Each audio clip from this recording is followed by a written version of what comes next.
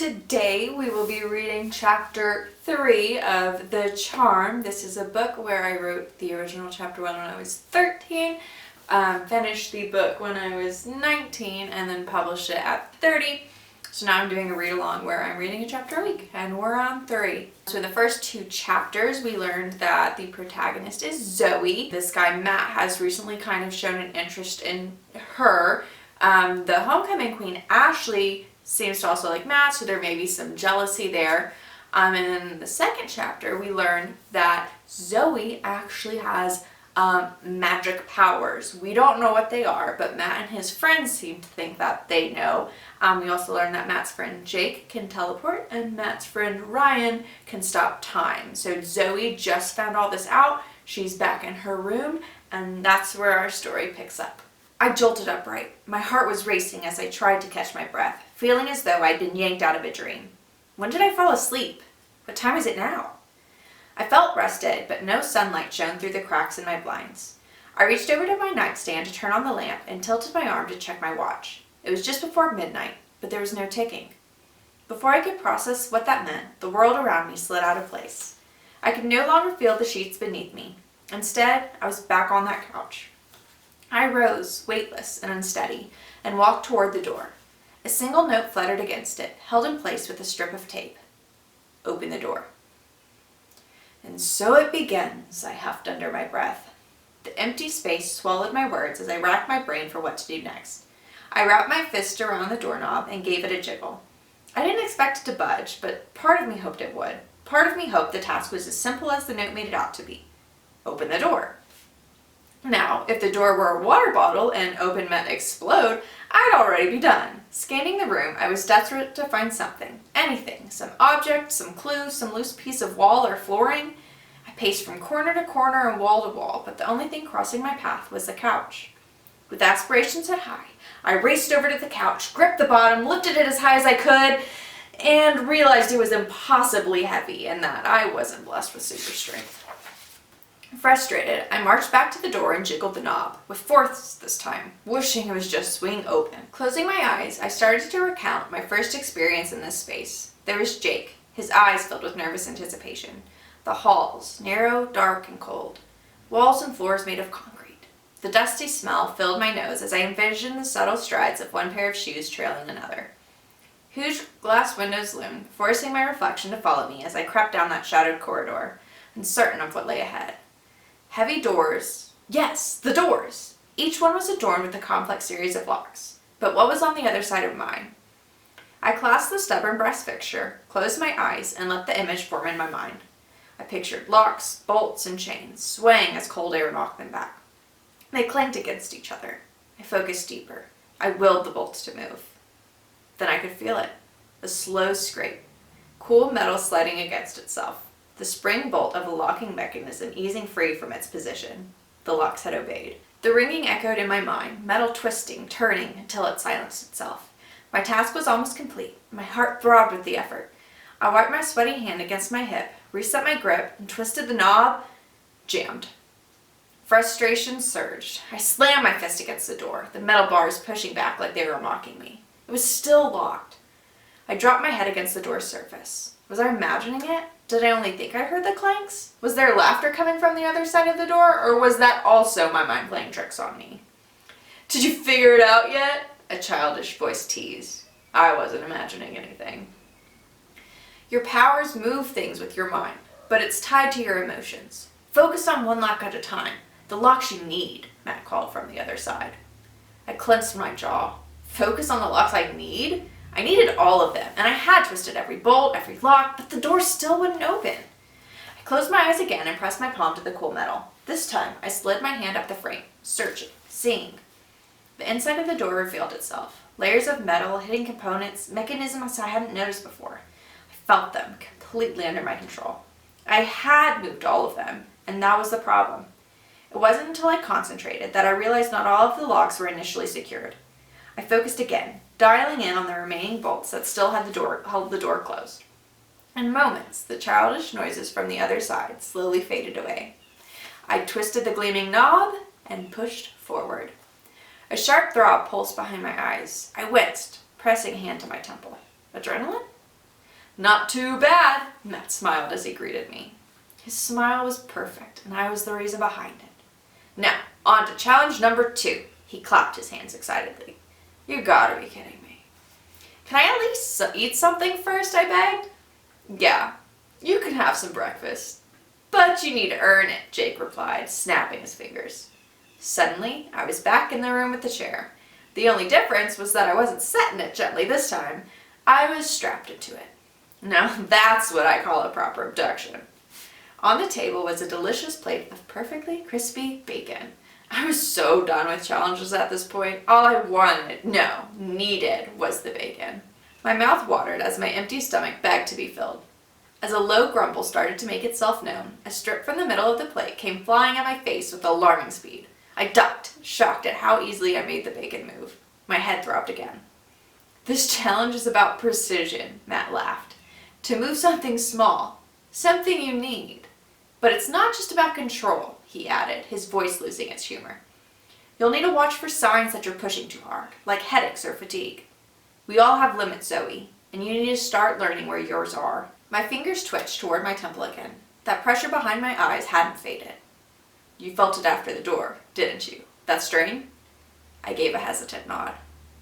Your power feeds off emotion, but there are consequences. You'll need stamina to control it. Otherwise, it controls you, Matt finished. Had my face given me away, or was the uncontrollable growling in my stomach? I settled myself, refocused, and tried again with another piece. This time, I knew I needed to stay calm. I took a deep breath, concentrated, trying to gently nudge it. It moved. 1 inch, then 2. The strip of bacon hovered shakily above the plate, floating toward me like it was trying to make up its mind. I held my breath, almost had it, until it snapped back onto the plate with a loud slap. My eyes shot to Jake. He was smirking. Guilty. Seriously? I whined. Then, without meaning to, I sent him flying across the room, crashing into the wall. A loud thud echoed through the space. I'm so sorry. The straps that once held me back gave way to my concern. I knelt beside him, sliding on the concrete. What had I done? My heart raced. I was a danger to everyone. My head was pounding, almost a migraine. The sharp ache pulsed in sync with my heartbeat, reminding me of what Matt had said.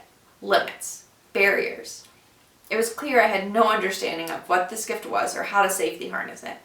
I had only ever moved inanimate objects. How was I to know I could move an entire person? Jake painfully got up and brushed himself off while I remained frozen, tentatively poking at the air around him as if my small gestures could make up for what I'd done. I think you've had enough training for one day, Ryan decided, turning towards me. You need a break.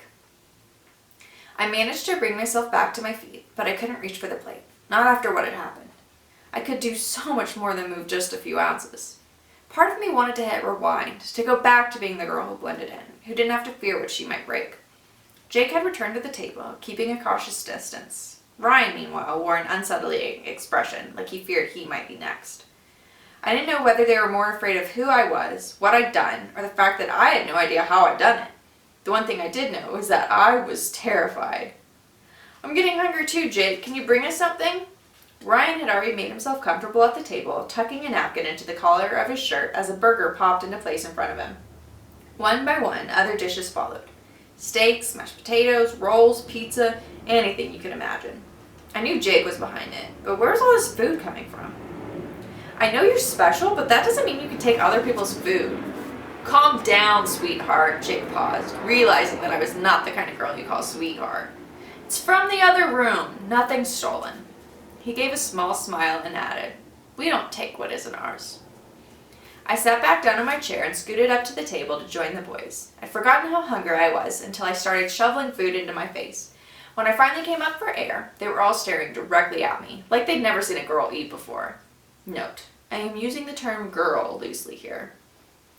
It's about time someone enjoyed my cooking. Matt leaned in a little closer. Thanks. I froze mid-bite, blinked way too fast, then immediately looked away, because that's what cool, collected people do. His eyes twinkled when I finally glanced back at him. He was reading me like a book. Anytime, I said, smiling back at him. Really, Zoe? Anytime? You sound like a love-struck moron, which for the record, I am not. I'm a regular moron.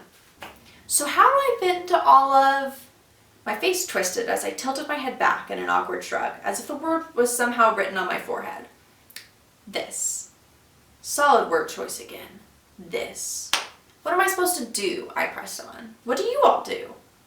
Well, Matt spends most of his time crushing on the new girl at school. Jake reached over and squeezed Matt's cheeks, mocking him for crushing on the new girl. Made me sick. Why are they talking about some girl Matt's into when I'm sitting right here? And why is she even relevant to what I was asking? I had engaged them in very thoughtfully worded questions, and they had answered precisely none of them. How do you like it here? Ryan asked, swallowing his last bite of burger.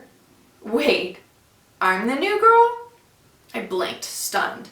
I knew Matt before any of them did. If anyone was new, it was them. Where did you move from? Jake asked, like this was all normal. Now they were looking at me, and I was mortified to respond. I've lived here my whole life. I was here when Matt moved into town in 5th grade. I've been in the same math class as Ryan for the past 3 years. Jake, we were reading partners all through junior high. Their faces went still. Oh no, Jake groaned. Now I remember you, Ryan giggled. You're the reason Jake passed the 8th grade. Ryan threw his head back, hands locked behind his neck as he leaned on the rear legs of his chair. Okay, wow, that's on us, Matt admitted, looking genuinely embarrassed. We got caught up, Ryan added. After everything started happening with our powers, it was like our world shrank. We weren't exactly paying attention to anyone outside of it. And to be fair, if I remember correctly, Jake said with a smirk, you were more of a listening partner than a reading partner. He wasn't wrong. I had a habit of staying invisible. It was easier. Plus, Jake needed the practice. But I was getting impatient. Will somebody please tell me why I'm here? Things are starting to go wrong, Ryan said, his voice tight with concern.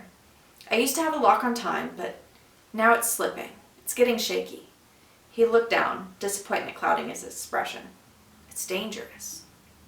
She's been messing with us. Jake's fingers ran along splinters in the table, his voice distant, like he was talking more to himself than anyone else.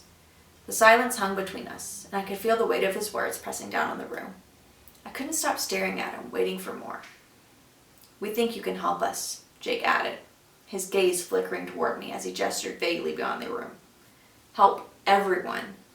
We need someone who can stop her, or at least convince her to stop working against us.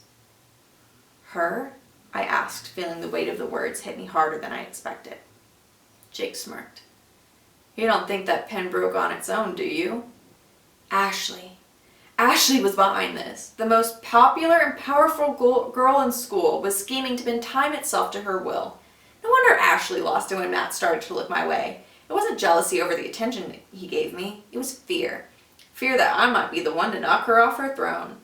She must have seen my powers before I noticed them for myself. I remember how my padlock always seemed to reach toward me when I eagerly grabbed for it. The water fountain turning on when I first bumped into Matt. She was watching, noticing. This changed everything. I wasn't preparing to fight some unknown evil. I was training to fight someone I'd known since we were kids. Someone I used to trade snacks with at recess. Her glittery unicorn Snickers for my granola bars. We'd giggle over joke books during library hours, then race to the swing like the world was ours. But even then, she always had to win. First to the slide, first to finish her multiplication tests. I should have seen it coming. By 7th grade, Ashley had traded our recess races for a clique of admirers, sneering at the glittery stickers on my green spiral notebook and the jokes I'd written inside.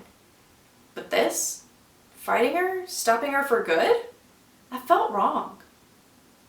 I let the realization settle over me, heavy as the charm around my neck, tugging me toward a truth I couldn't ignore. I swallowed hard, my stomach twisting. Could I save her, or only stop her? But there was no one else. It had to be done, and I had to be the one to do it. End of chapter 3. Alright, so we leave off chapter 3 with Zoe learning that she can control things with her mind, which she did when she opened the door. They had bolted a few of the bolts shut, and it was up to her to realize which bolts were shut and then unlock them. And then her next challenge, they brought her into a room with bacon on the table, which I definitely put there because I love bacon. Jake ended up interrupting her while she was trying to move the bacon. She ended up sending him flying across the room and learned that not only can she control inanimate objects, but she can control people 2. She also learned that Ashley, who's the mean girl in the school, has powers as well, and she's trying to somehow work against the boys and their powers to control time. We also learn at the very, very end that Ashley and Zoe actually used to be friends until something happened. What's going to happen in chapter 4? Are we going to learn more about Zoe's powers? Are we going to learn more about Ashley's powers? Does Ashley really know about Zoe's powers? Why was it put in a green spiral notebook, the stickers that Ashley and Zoe used to trade? It's because I wrote chapter 1 in a green spiral notebook and I wanted to throw that in there. I'll see y'all next week for chapter number 4. Thanks for watching. Some objects, some clues, some loose people wall. A strip from the middle. What had I done? Ooh, what had I done? Are we going to figure out what Ashley's power is? Does Zoe know things more? This is bad.